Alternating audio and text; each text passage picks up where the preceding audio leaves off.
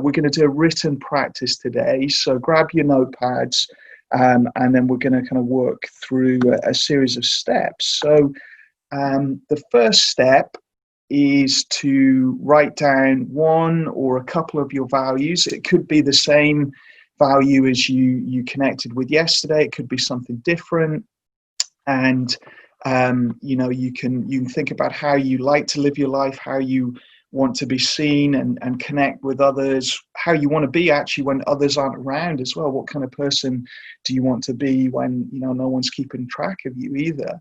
And once you've got a broad quality of action, we went through a list of them yesterday, but things like connection, assertiveness, curiosity, excitement, friendliness, forgiveness, generosity, these broad words of how we want to act in the world. Once you've got one of those, first of all, write a little bit about it and then how it connects to your day-to-day life. So you can think about the day-to-day ahead of you. You can think about further ahead this week or the last week. How does this value connect to what you've been doing, how you've been living? Does it, have you managed to live this value? If you haven't, how could we bring it in more? So just very simply writing about the personal value and how it connects with your day-to-day life. And I'll do the same here. That's step one. So we'll spend a few minutes on that. And you could obviously spend a lot longer on this as well. Just thinking about your relationships, who you've been spending your time with, what activities you've been doing, and how does this value connect to that? How does it show up in those actions and those relationships and those thoughts, feelings, everything going on in your mind as well? How you treat yourself as well? How could you bring more of this into what you're doing? Or how could you create your day to have more opportunities for this? So there can be that future aspect as well, thinking forward.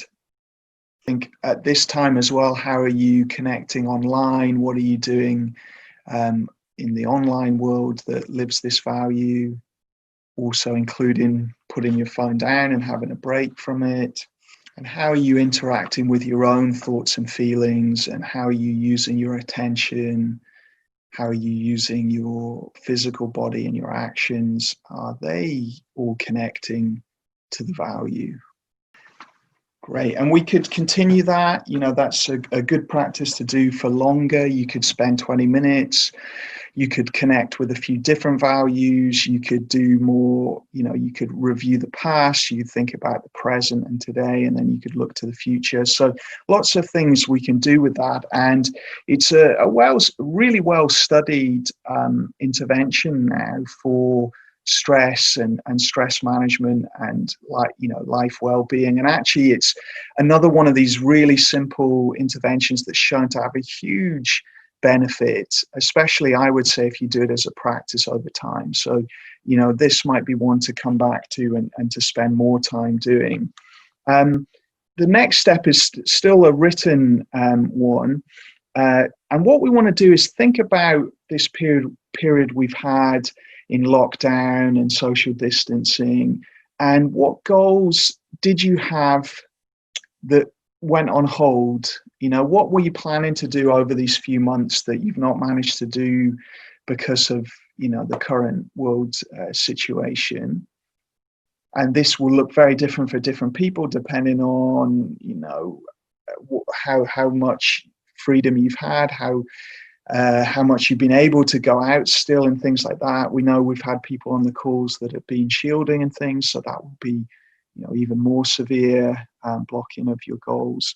And so taking maybe one core goal, did you plan to go traveling, to go on holiday somewhere? Was there something in your work that you wanted to do? Was there some hobby you've had to put on hold? Something like that. And then taking that activity and bringing out the values. What are the values in that activity? So, if we look at travel, many values could be encapsulated in travel, but we've got things like adventure, we've got beauty, we've got challenge, we've got courage, we've got curiosity, excitement, freedom. The list could go on, but there's quite a few values there. So extracting out what the values are. And we've been looking at values as a single word that kind of encapsulates a way of being, but it can be a longer sentence. It can also be, with travel, it can be to live an adventurous life, experiencing everything the world has to offer. It can be like a sentence like that as well. So sometimes I'll work with it as single words just for simplicity and to connect with it, but it might resonate for you more to put it as a sentence and to kind of really link a few values together in a sentence. So feel free to do that. But thinking about that activity, that goal, what were the values first of all? So spend a moment or two writing about that. And once you've got those values, we want to start thinking about what are the alternatives that you could do that would live those values right now.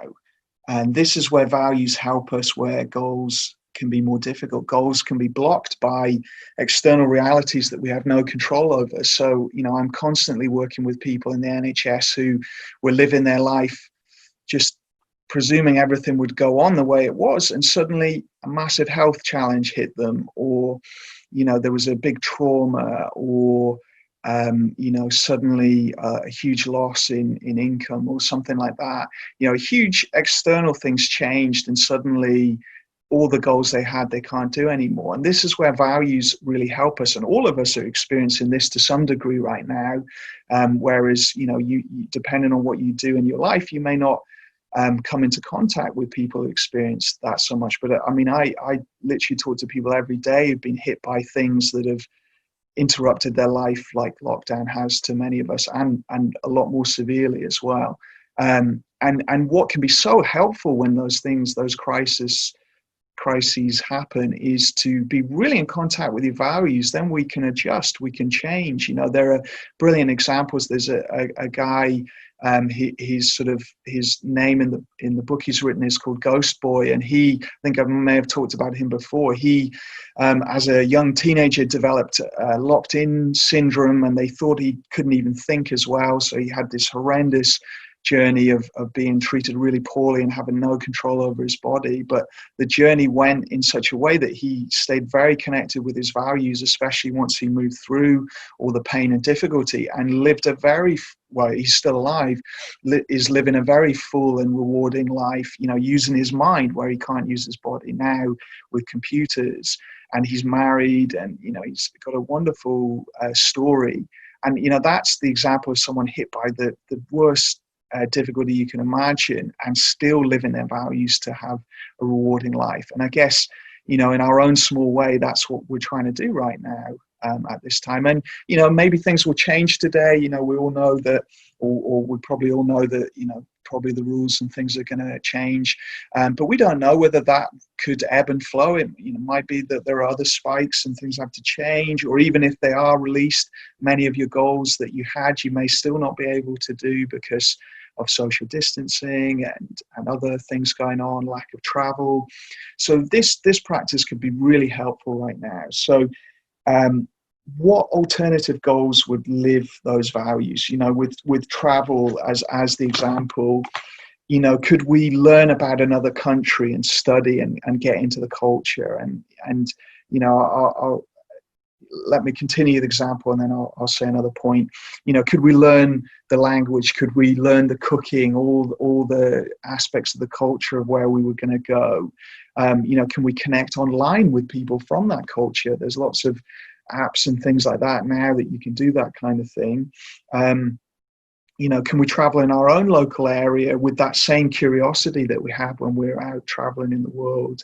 And looking for difference and interest and seeing with new eyes. So lots of stuff. Of course, there will be pain. One of the guys that I learned a lot from, Russ Harris, talks about the reality gap or the reality slap, which is where the life we want to live and the reality, there's a gap between it. And whenever that happens, there's a lot of pain. So we have to make room for that. Be kind with that, notice and name that, use mindfulness, but then bring our attention into these goals The wonderful thing with these goals is if we really get present with them, yes, it's not the same as traveling, but it's still incredibly rewarding. You can get into flow playing a board, playing a simple game, playing, doing a crossword. You can get into flow, something so simple as that. So if we do something more complex like this that reflects our goal with a lot of attention, a lot of focus, feeling like we're living our values, it's still very meaningful. Not as meaningful as traveling the world. Of course, it's different. But it can be incredibly rewarding still. So just spend it, we're at time. So if you need to go, feel free to go if you've got work. But just spend a few more moments if you've got time, just thinking about what could you do that would live those values in this current situation. And maybe as the rules get released a little bit and you can go out a bit more in the world, if you're lucky enough to do that. Many people can't still if they're having to shield and things. So yeah, what could you do that would live this value? And then can we bring the same curious, open, focused attention that we would to the original goal? So it'd be great to have 1 to 3 small goals that would live that value, that you can do over the next few days. And then, we're at time, so it'd be wonderful to hear any, experience running through that. It could be painful. It could be emotionally painful because there may have been really important things, connecting with people, going places, doing things you've not been able to do. So, using some of our mindfulness skills to notice that, let that be there, and then focus into life. So we don't need to push that away. If we can ignore it, then great, do that. But a lot of the time this pain comes up and it's harder. So we want to have curiosity, notice it, breathe, let it have some space, and then focus into what we want to do. This is a practice to come back to. This is something to keep doing. And one of the simplest and most effective stress resilience tools. So if you are going through a stressful, difficult time, I would say do this daily. Do something like this daily and think about how you can live your values in that stressful, difficult time.